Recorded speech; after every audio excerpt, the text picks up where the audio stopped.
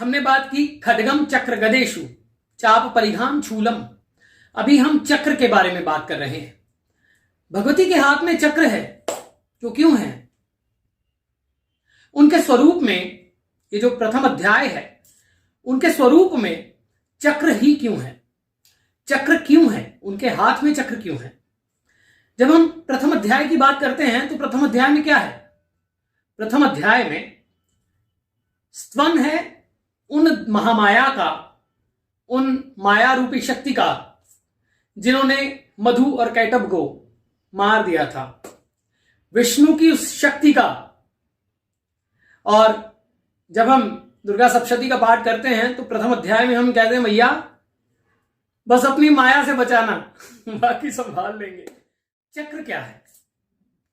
जीवन मरण का चक्र है, बुद्धि और अहंकार का चक्र है। सभी, ये अर्थ है, रोटेट करती है, सभी प्लैनेट्स अपने अपने स्थान पर हैं, एक्सेस पर रिवॉल्व कर रहे हैं। आपके कर्मों का चक्र है, आपकी तिथियों का चक्र है, सूर्य का चक्र है, चंद्र का चक्र है। चंद्र कृष्ण पक्ष शुक्ल पक्ष में आता है। तो वो चक्र क्या है? वो जो इसमें कहते हैं कि मुझे वो लाइन बहुत फैसिनेट भी करती है कि जो पशु पक्षी मृग सभी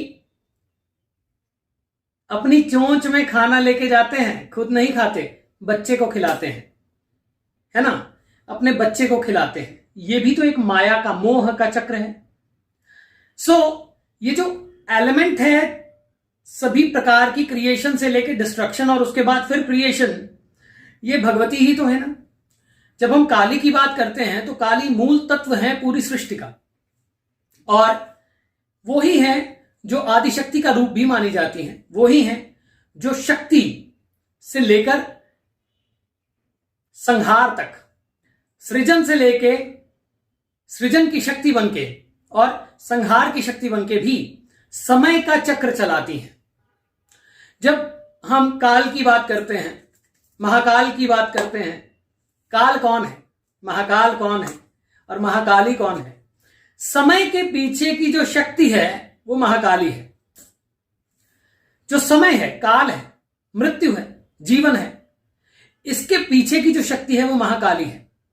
तो ये जो चक्र है, ये जो चक्र चलाता है, ये जो चक्र चलता है, यहां से आप ये समझ के चलें कि माई के हाथ में चक्र क्यों है।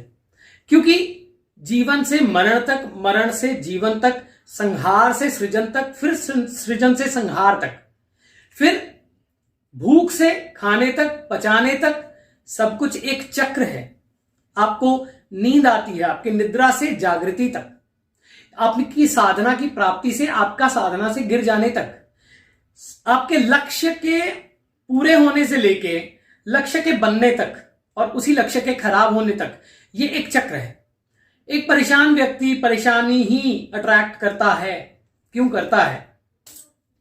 वो इसलिए करता है क्योंकि उसके मन का वो वर्तुल है, चक्र है।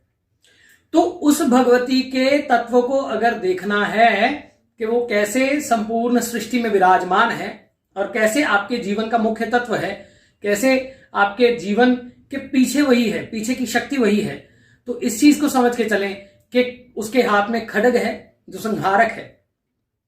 ये मैंने एक वीडियो में बात की है, मैं आप लिंक जो है वो शेयर कर दूंगा, आप जरूर देखें।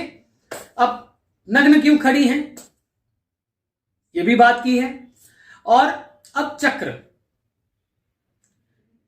मंडे आता है, संडे आ जाता है, जीवन आता है, मरण आ जाता है, सृजन होता है, संहार हो जाता है।